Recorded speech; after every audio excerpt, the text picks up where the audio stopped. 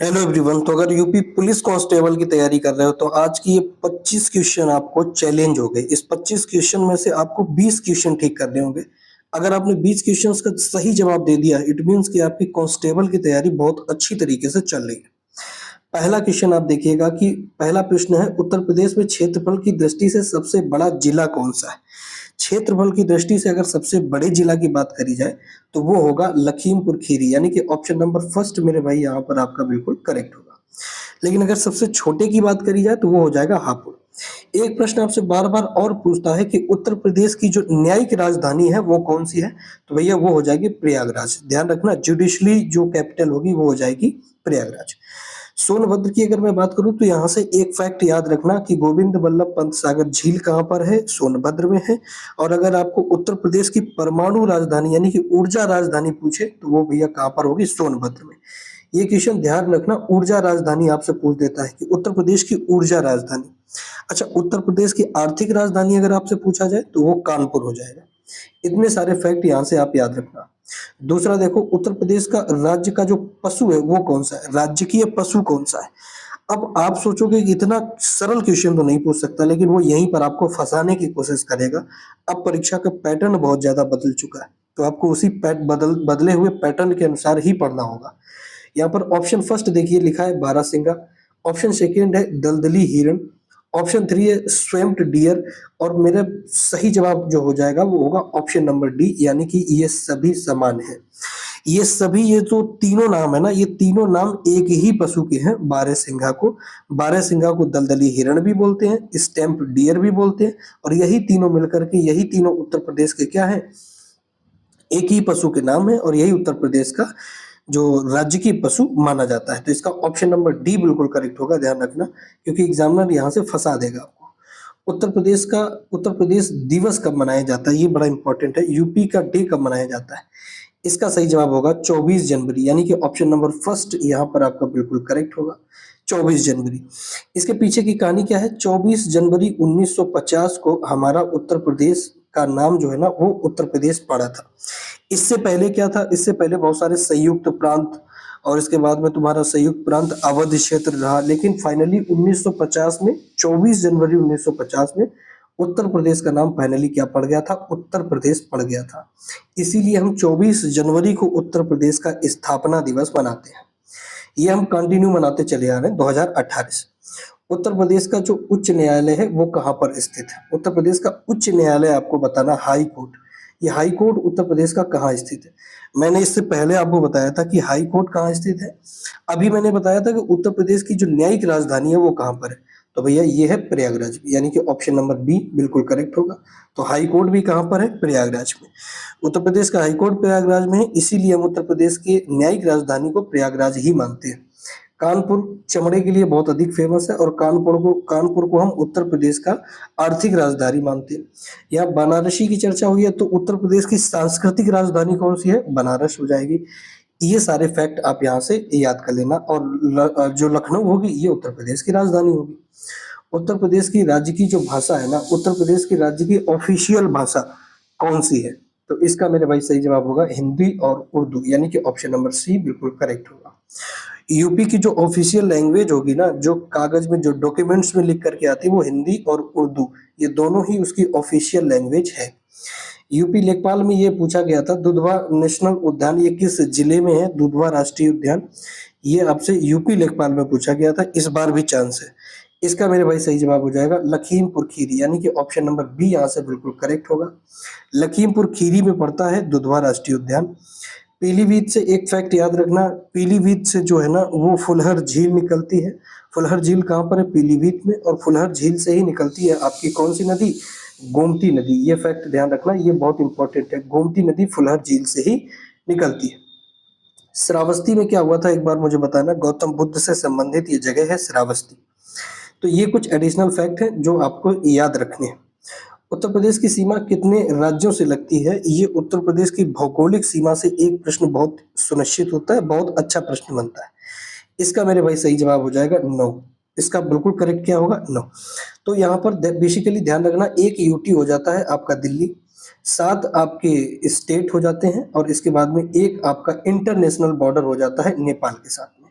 International border कौन सा होगा? नेपाल के साथ में होगा, ध्यान रखना, नेपाल। नेपाल के साथ में भी इंटरनेशनल बॉर्डर शेयर करता है। अच्छा, एक प्रश्न आपसे और पूछता है कि उत्तर प्रदेश के कितने जिले नेपाल के साथ में बॉर्डर सीमा साझा करते हैं? तो ध्यान रखना 7 ऐसे जिले होंगे यूपी के जो नेपाल के साथ में सीमा साझा करते हैं। यूटी की अगर बात की जाए कि यूटी यूनियन टेरिटरी जो एकमात्र दिल्ली है जिसके साथ टच करता है, कौन से जिले टच करते हैं? तो ध्यान रखना भैया, गाजियाबाद, गाजियाबाद और इसके बाद में आपका गौतम बुद्ध नगर, गौतम बुद्ध नगर। ये 2 उत्तर प्रदेश के जिले हैं जो यूटी के साथ में सीमा साझा करते हैं। उत्तर प्रदेश में किस वर्ष अस्तित्व में आया? आपसे पूछा गया कि यूपी किस वर्ष अस्तित्व में आया? तो हमने आपको अभी बताया था कि उत्तर प्रदेश की जो नाम थे वो हमेशा बदलते रहे 1834 से लेकर के, ध्यान रखना 1834 से लेकर के 1950 तक यूपी को विभिन्न नामों से जाना गया, संयुक्त प्रांत, अवध क्षेत्र इत्यादि बहुत सारी। इसकी राजधानियां भी चेंज रही, लेकिन फाइनली 1950 में इसका नाम पड़ता है यूपी यानी कि उत्तर प्रदेश। और ये अभी टिल डेट तक यानी कि अभी नाव तक ये चल रहा है, वर्तमान तक चल रहा है। तो अस्तित्व में कब आया? तो ये आया था 24 जनवरी 1950, 24 जनवरी 1950 ये उत्तर प्रदेश नाम अस्तित्व में आया। 24 जनवरी को ही हम उत्तर प्रदेश का स्थापना दिवस मनाते हैं, ध्यान रखना इस चीज को। तो 1834 से कहानी शुरू हुई उत्तर प्रदेश की और फाइनली जो जन्म हुआ उत्तर प्रदेश का वो 24 जनवरी 1950 को हुआ। ये चर्चा हम कर चुके हैं पहले भी। उत्तर प्रदेश का जो राज्य की पक्षी होगा, जो वर्ड होगा, वो आपको बताना है कि स्टेट का वर्ड कौन सा, राज्य की पक्षी कौन सा है। तो यहाँ पर आपको बताने की जरूरत नहीं, सारस होगा। कई दफा आपको सारस ना लिखकर यहाँ पर क्रोच लिख देता है। कौन सा? क्रोच। तो ध्यान रखना, सारस और क्रोच ये दोनों ही नाम उत्तर प्रदेश के राज्य की पक्षी के साथ में जोड़े जाते हैं। ये चीज आपको ध्यान रखनी। काकोरी कांड जो हिस्ट्री का एक अच्छा कांड हुआ था, काकोरी कांड, ये मैं आपको चौथी बार करवा रहा हूँ क्योंकि बहुत इंपॉर्टेंट है। ये आ सकता है क्योंकि एसएससी जीडी में ये प्रश्न बहुत बार बन चुका है। अभी जो 2026 की परीक्षा चल रही जीडी में, उसमें ये प्रश्न बन रहा है। काकोरी कांड किस वर्ष हुआ था? ये बहुत इंपॉर्टेंट। इसका मेरे भाई सही जवाब होगा 1925 यानी कि ऑप्शन नंबर फर्स्ट आपका बिल्कुल करेक्ट होगा। 1925 में हुआ था काकोरी कांड। 1919 में क्या हुआ था? ये हुआ था जलियांवाला बाग हत्याकांड। 1942 में कौन सा मिशन भारत में आया था? ये आप एक बार मुझे कमेंट करके बताना। क्या क्रिप्स मिशन कब आया था? Cripps mission. आप बोलोगे सर क्रिप्स मिशन कब आया? ये मुझे एक बार कमेंट करके आप मुझे बता देना। झांसी का किला किससे संबंधित है? अब झांसी के किले की बात हो रही तो आपको डाउट नहीं होना चाहिए कि झांसी का किला किससे संबंधित होगा। तो भैया अकबर तो रहेंगे नहीं, हुमायूं रहेंगे नहीं, अशोक रहेंगे नहीं। झांसी का किला किसके लिए फेमस होगा? रानी लक्ष्मीबाई। ऑप्शन नंबर फर्स्ट आपका बिल्कुल करेक्ट हो जाएगा। झांसी से संबंधित है रानी लक्ष्मीबाई। तो जब जब झांसी का नाम लोगे, ग्वालियर का नाम लोगे, तो आपके आंखों के सामने एक फिगर बनेगा और वो फिगर बनेगा झांसी की रानी का फिगर। तो झांसी से संबंधित कौन है? रानी लक्ष्मीबाई। अब देखिए 12वां प्रश्न, और ये काफी अच्छा भी है, ये पीसीएस लेवल का। उत्तर प्रदेश का सबसे अधिक जनसंख्या वाला जिला कौन सा है? ये आपसे पूछा है। तो इसका जो सोर्स है ये 2011 की जनगणना का सोर्स है। अभी नई जनगणना उत्तर प्रदेश के पूरे भारत में हुई नहीं। 2011 की जनगणना के सोर्स के अनुसार उत्तर प्रदेश का सबसे ज्यादा जनसंख्या वाला जिला कौन माना जाता है? तो मेरे भाई इसका सही जवाब हो जाएगा प्रयागराज, यानी कि ऑप्शन नंबर फर्स्ट बिल्कुल करेक्ट होगा। प्रयागराज को ही मैंने अभी आपको बताया न्यायिक राजधानी के रूप में जानते हैं। लखनऊ को यहाँ पर मेरे भाई उत्तर प्रदेश की राजधानी मानते हैं, प्रशासनिक राजधानी हो और चाहे फिर वो आपकी कानूनी राजधानी हो, ये लखनऊ को ही मानते हैं। कानपुर को आप क्या मानते हैं? कानपुर को हम मानते हैं भैया कैपिटल, जो है आपकी आर्थिक कैपिटल मानते हैं। गाजियाबाद की अगर बात करें तो सबसे ज्यादा जो जनसंख्या घनत्व है, ध्यान देना दोनों प्रश्न अलग हो गए। जनसंख्या घनत्व तो सबसे अधिक गाजियाबाद में, लेकिन अगर सबसे अधिक जनसंख्या की बात करें तो वो है प्रयागराज में। ऑप्शन नंबर ए बिल्कुल करेक्ट है। इतनी इंफॉर्मेशन इस एमसीक्यू से आपको ध्यान रखनी है। सारनाथ किस जिले में स्थित है? अब सारनाथ में हुआ क्या था? तो भैया पहला उपदेश जो है वो गौतम बुद्ध ने पहला उपदेश कहाँ दिया? सारनाथ में दिया। सारनाथ में सॉरी उनको ज्ञान की प्राप्ति हुई थी। ठीक है, तो अब आपसे पूछा गया कि ये किस जिले में है, तो ये काफी इंपॉर्टेंट है। इसका ऑप्शन नंबर बी बिल्कुल करेक्ट होगा, वाराणसी। यानी सारनाथ कहाँ पर है? ये भैया वाराणसी पर है। और सारनाथ में उन्होंने पहला उपदेश दिया था। बोध गया में इनको ज्ञान की प्राप्ति हुई थी। बोध गया में इनको ज्ञान की प्राप्ति हुई थी। सारनाथ में इन्होंने पहला उपदेश दिया था। लुम्बिनी नेपाल में इनका जन्म हुआ। कुशीनगर में इनका क्या हुई? मृत्यु हुई थी। अब ध्यान रखना, बनारसी को हम सांस्कृतिक राजधानी मानते हैं, कल्चरल जो कैपिटल है उत्तर प्रदेश की वो बनारसी को मानते हैं। बनारस ने अभी उत्तर प्रदेश की सांस्कृतिक धरोहर को बड़ा संजो के रखा है, इसीलिए हम बनारसी को कैपिटल मानते हैं सांस्कृतिक। नेक्स्ट एमसीक्यूज की ओर बढ़िए। कुशीनगर किस कारण से प्रसिद्ध है? तो भैया यहाँ पर आपको एक चीज ध्यान रखनी, मैंने आपको अभी बताया कि कुशीनगर में गौतम बुद्ध की मृत्यु हुई थी, गौतम बुद्ध की मृत्यु। अच्छा, गौतम बुद्ध की मृत्यु को हमने इतिहास में एक पॉइंट से जोड़ा, ये बोला बुद्ध का महापरिनिर्वाण। महापरिनिर्वाण को ही हमने बुद्ध की मृत्यु दी, यानी कि डेथ, है ना। डेथ को हमने, गौतम बुद्ध की डेथ को हमने महापरिनिर्वाण के नाम से जाना। तो बुद्ध का महापरिनिर्वाण स्थल कहाँ पर है? ये है कुशीनगर में। जैन तीर्थ की बात करें तो यहाँ पर जैन तीर्थ, राम जन्मभूमि ऐसा कुछ है नहीं, कृष्ण जन्मभूमि, ये सारे के सारे सिलेबस आउट ऑफ। इसका सही जवाब क्या होगा? ऑप्शन नंबर बी बिल्कुल करेक्ट होगा। तो कुशीनगर कहाँ से संबंधित है? बुद्ध के महापरिनिर्वाण से संबंधित है, ये फैक्ट याद रखना। अच्छा, एक चीज और, मैंने एक प्लेलिस्ट बनाई है, प्लेलिस्ट यूपी कांस्टेबल के लिए, तो ये प्लेलिस्ट वॉच कर लेना, बहुत इंपॉर्टेंट है, यहाँ से सारे क्वेश्चन बढ़ेंगे। इसके बाद अगर आपको पीडीएफ चाहिए तो नीचे पिंड कमेंट से जाकर के डाउनलोड कर लेना, पीडीएफ मैंने पिंड कर दी है कमेंट पे, वहां पर आप जाओगे डाउनलोड कर लोगे। इत्र नगरी के नाम से किसको जानते हैं? ये बहुत इंपॉर्टेंट है, ये पीसीएस में पूछा गया, आप समझिए ये पीसीएस लेवल का भी प्रश्न बन जाते कई बार, हालांकि बहुत इजी है लेकिन ये कई बार आता भी है। इसका मेरे भाई सही जवाब हो जाएगा कन्नौज, यानी कि ऑप्शन नंबर बी। कन्नौज को हम इत्र नगरी के नाम से जानते हैं। उत्तर प्रदेश में कन्नौज को यूपी 74 है ना, ये क्या है? यूपी 74, और इसको हम कन्नौज को इत्र नगरी के नाम से जानते हैं। अलीगढ़ की बात करें तो इसको ताला नगरी के नाम से जानते हैं, ध्यान रखना, ताला नगरी अलीगढ़ को। लखनऊ ये भारत की उत्तर प्रदेश की राजधानी। आगरा की अगर हम बात करें तो राम बारात महोत्सव कहाँ पर है? ताज नगरी कौन सी है? ये सारी की सारी चीजें आगरा में है। 16वां प्रश्न देखिए, उत्तर प्रदेश का राजकीय वृक्ष की बात की जा रही है, वृक्ष कौन सा होगा? पक्षी और पशु की हमने बात कर ली, वृक्ष की अगर हम बात करें तो उत्तर प्रदेश का राजकीय वृक्ष कौन सा होगा? ये होगा अशोक का वृक्ष, यानी कि ऑप्शन नंबर सी मेरे भाई यहाँ पर बिल्कुल करेक्ट होगा। राजकीय वृक्ष कौन सा होगा? अशोक का वृक्ष। अगर आम की बात करें तो उत्तर प्रदेश में एक ऐसी जगह जो आम के लिए बहुत फेमस है, ये है मलिहाबाद। ये क्या है भैया? मलिहाबाद, ध्यान रखना, मलिहाबाद। लखनऊ के पास ये जगह पड़ती है, मलिहाबाद। सबसे ज्यादा फेमस है ये दशहरी आम के लिए, है ना। ये बहुत प्रश्न बहुत इंपॉर्टेंट है, बार बार आता है। दशहरी आम के लिए सबसे अधिक फेमस माना जाता है। इतनी टर्म आपको यहाँ से याद रखनी है। त्रिवेणी संगम कहाँ पर है? तो आप संगम किसको कहते हैं? त्रिवेणी का मतलब होता है तीन वेड़ी, वेड़ी को बोलते हैं नदी, त्रिवेणी का मतलब तीन नदियां। तो तीन नदियां जहां पर, जिस पॉइंट पर तीन नदियां आकर के मिलती हैं उसको हम संगम कहते हैं। ये कहाँ पर है? तो ये है प्रयागराज में। कहाँ पर है? प्रयागराज में। ये संगम पड़ता है प्रयागराज में, यानी कि ऑप्शन नंबर बी बिल्कुल करेक्ट है, प्रयागराज। मथुरा किस नदी के किनारे स्थित है? तो भैया यमुना, ध्यान रखना, ये प्रश्न बहुत बार बना है, यमुना नदी के किनारे। वाराणसी गंगा।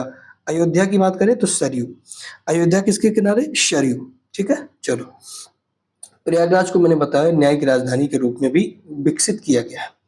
उत्तर प्रदेश में लोकसभा सीटों की संख्या कितनी है? ये काफी इंपॉर्टेंट है क्योंकि 2027 में, 2024 में आपके यहाँ पर लोकसभा इलेक्शन खत्म संपन्न हो चुके। तो लोकसभा की जो सीटें हैं उत्तर प्रदेश में वो है 80, यानी कि ऑप्शन नंबर सी बिल्कुल करेक्ट होगा। अगर बात की जाए राज्यसभा की, यूपी के अंदर राज्यसभा की कितनी सीटें हैं? तो भैया ध्यान रखना, वो 31 सीटें यूपी की राज्यसभा में होंगी। विधानसभा की अगर बात की जाए तो वो 403 सीटें होंगी, और विधान परिषद की अगर बात की जाए तो वो 100 सीटें होंगी। इतना फैक्ट आपको उत्तर प्रदेश की सीटों से याद रखना है। पीतल नगरी के रूप में किसे जाना जाता है? ये बहुत इंपॉर्टेंट, पीतल नगरी के रूप में किसे जानते हैं, है ना। तो इसका सही जवाब होगा मुरादाबाद, यानी कि ऑप्शन नंबर ए बिल्कुल करेक्ट होगा। मुरादाबाद को हम पीतल नगरी के नाम से जानते हैं। अच्छा, श्रृंगार, यानी कि हम अगर बात करें चूड़ी उद्योग के बारे में, सबसे फेमस कौन सा है? फिरोजाबाद। श्रृंगार नगरी के नाम से किसको जानते हैं? बहुत बार प्रश्न पूछा गया, श्रृंगार नगरी, तो वो है फिरोजाबाद।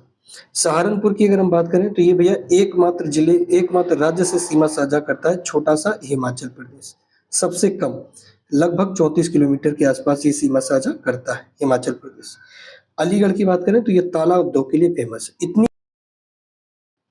इतनी बातें आपको यहाँ से याद रखनी। विश्व प्रसिद्ध ताजमहल किस नदी के किनारे बसा हुआ है? तो मैंने आपको बताया ताजमहल कहाँ पर है? आगरा में। ताजमहल भैया कहाँ पर है? आगरा में। और आगरा किस नदी के किनारे है? तो यह है यमुना नदी के किनारे। ताजमहल अगर आप गए भी होगे तो आपने देखा होगा ताज के पीछे ही है यमुना नदी, ऑप्शन नंबर बी बिल्कुल करेक्ट होगा।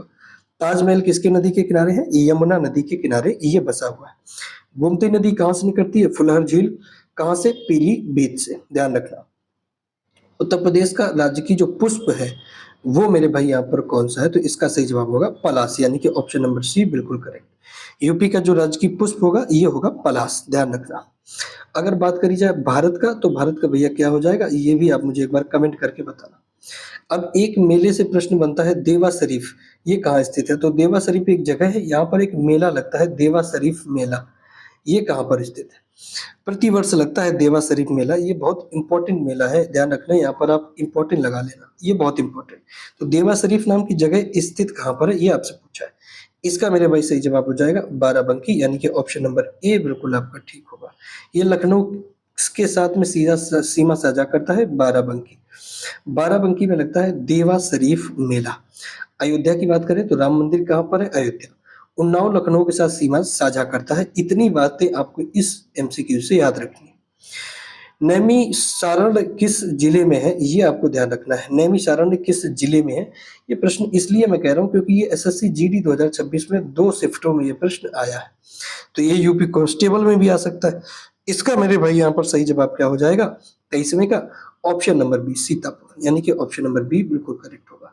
सीतापुर में है। सीतापुर की अगर बात करी जाए तो भैया एक बात बताना, यूपी का दूसरा जो आपका सबसे बड़ा हो जाएगा एरिया वाइज, वो कौन सा होगा? सीतापुर हो जाएगा।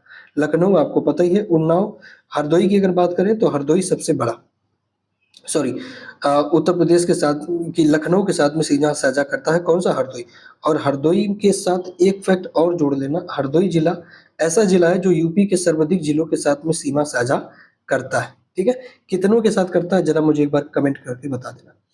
अब उत्तर प्रदेश का प्रथम मुख्यमंत्री कौन था? ये भी काफी इंपॉर्टेंट। तो ये थे गोविंद बल्लभ पंत, यानी कि ऑप्शन नंबर फर्स्ट बिल्कुल करेक्ट है। इन्हीं की याद में सोनभद्र में, ध्यान रखना, सोनभद्र में गोविंद बल्लभ पंत सागर झील का निर्माण किया गया। आपसे प्रश्न पूछता है कि उत्तर प्रदेश की सबसे बड़ी कृत्रिम झील कौन सी है? तो यह है गोविंद बल्लभ पंत सागर झील। सुचेता कृपलानी, संपूर्णानंद आपको पता ही है। इसके बाद में चंद्र भानु, यहाँ पर कोई इंपॉर्टेंट नहीं। गोविंद बल्लभ से इतनी ही बात ध्यान रखना। अच्छा, सोनभद्र को हम ऊर्जा का, एनर्जी की राजधानी भी कहते हैं। उत्तर प्रदेश का ऊर्जा की राजधानी कौन सी है? सोनभद्र है, क्योंकि यहाँ पर तापरा विद्युत केंद्र यहाँ पर स्थित है, ध्यान रखना। 25वां देखिए, उत्तर प्रदेश का गठन संयुक्त प्रांत का नाम बदलकर किस वर्ष किया गया? संयुक्त प्रांत का नाम बदल करके गठन कब किया गया? मैंने आपको अभी बताया 1950 में इसका नाम फाइनली उत्तर प्रदेश कर दिया गया। इससे पहले क्या था? इससे पहले भैया इसको हम संयुक्त प्रांत के नाम से जानते थे। संयुक्त प्रांत के नाम से हम पहले इसको जानते थे। 1950 में फाइनली इसका नाम बदल कर क्या लिख दिया? उत्तर प्रदेश। तो मुबारक हो, 1950 में उत्तर प्रदेश का जन्म यहाँ पर हो चुका है। हमने उत्तर प्रदेश को पैदा कर दिया 1950 में। तो 24 जनवरी 1950 को हम 24 जनवरी 1950 को उत्तर प्रदेश का जन्म हुआ। 24 जनवरी से हम इसका स्थापना दिवस मना रहे हैं। नीचे यहाँ पर आंसर की आपको मिल जाती है। इसके बाद सभी क्वेश्चंस को आपको यहाँ पर डिटेल में भी बात करी गई। जैसे क्वेश्चन नंबर फर्स्ट है तो उत्तर प्रदेश का क्षेत्रफल, यहाँ पर विकल्प ए, फिर इसके बारे में कुछ एडिशनल फैक्ट, लखीमपुर खीरी का है क्षेत्रफल। यहाँ पर आपको कुछ जो है ना वो एग्जाम्पल्स, एक्सप्लेनेशन मिल जाएंगे आपको, एक्सप्लेनेशन। और इसी तरीके से सारे के सारे क्वेश्चंस के यहाँ पर फैक्ट और एक्सप्लेनेशन दिए हुए हैं। तो ये पीडीएफ अगर आपको चाहिए तो नीचे पिन कमेंट से जाकर के डाउनलोड कर लेना। चैनल को सब्सक्राइब कर दिया करो, और कितने जो क्वेश्चंस है आपने 25 में से ठीक किए हैं वो यहाँ पर मुझे कमेंट पे जरूर बता देना। तो पढ़ते रहिए, तैयारी बहुत अच्छी तरीके से करते रहिए। 8 तारीख का इंतजार करिए, पहली शिफ्ट। मिलेंगे नेक्स्ट क्लास में, तब तक के लिए जय हिंद, नमस्कार।